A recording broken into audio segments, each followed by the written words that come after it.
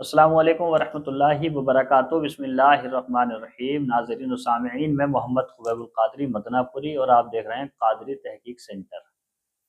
आपकी खिदमत में एक अहम मसला लेकर के आया हूँ। वो ये है कि अगर कोई मर्द है और उसके वालिदैन ज़िंदा हैं तो मर्द अपनी बीवी को तलाक देना चाह रहा है और वालिदैन कह रहे हैं कि तू तलाक ना दे, तलाक नहीं दे सकता। अब यहाँ पर क्या मसला बनेगा कि शौहर बीवी को तलाक दे सकता है या नहीं दे सकता है।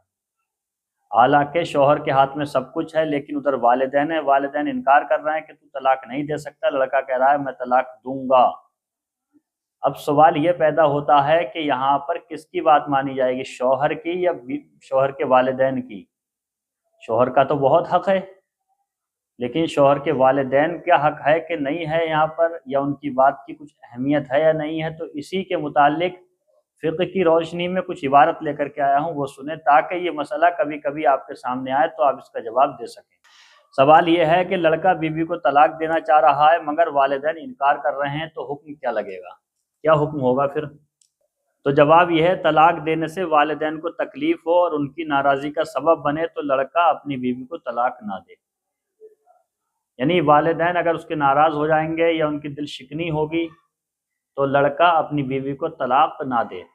फतावा उत्तराखंड में है, ज़ैद पर लाजिम है कि अपने वालिदैन के हुक्म पर अमल करे, क्योंकि वालिदैन की फरमाबरदारी व इताअत गुजारी जायज़ बातों में शरअन लाजिम और ज़रूरी है। फतावा उत्तराखंड सफ़ा नंबर 230।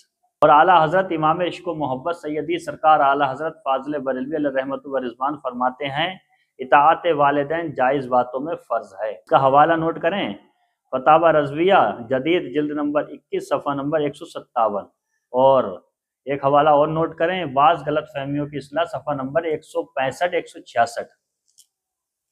मतलब यह है कि शौहर अगर चाह रहा है कि मैं अपनी अहलिया को, अपनी शरीक हयात को, अपनी बीवी को तलाक दूं और वालिदैन चाह रहे हैं कि तू तलाक ना दे, तो लड़के पर फ़र्ज़ है कि वो बीवी को तलाक ना दे, वालिदैन के हुक्म को अमल करे, उसकी बातों को माने, क्योंकि वालिदैन की इताअत करने में अल्लाह ताला की खुशनुदी का सबब बनता है और अल्लाह उसके रसूल खुश हो जाते हैं। और अगर वालिदैन नाराज़ हो जाएं तो अल्लाह ताला नाराज़ हो जाता है।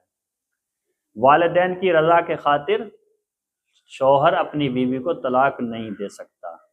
एक तरीका यह है कि अगर वालिदैन चाहें कि बेटा तू नमाज मत पढ़, वालिदैन चाहें कि तू रोज़ा मत रख और लड़के पे नमाज रोज़ा फ़र्ज़ हो, तो यहाँ पर वालिदैन की नहीं मानी जाए, क्योंकि अल्लाह की इताअत में किसी की नहीं मानी जाती है।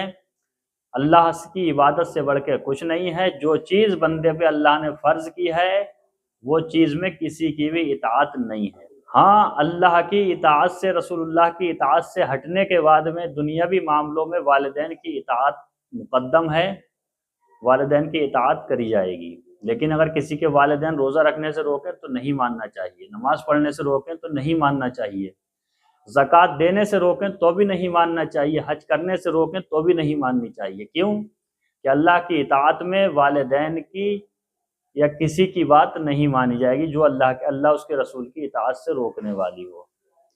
मेरे कहने में जो भी कमी हो मैं तौबा करता हूँ। अस्तग़फिरुल्लाह रब्बी मिन कुल्लि ज़म्बिन व अतूबु इलैह। उम्मीद है कि ये बात आपकी समझ में आई होगी। अगर समझ में आई हो तो चैनल को सब्सक्राइब कर दें और घंटी का बटन ज़रूर दबा दें। अस्सलामु अलैकुम वरहमतुल्लाहि वबरकातुहू।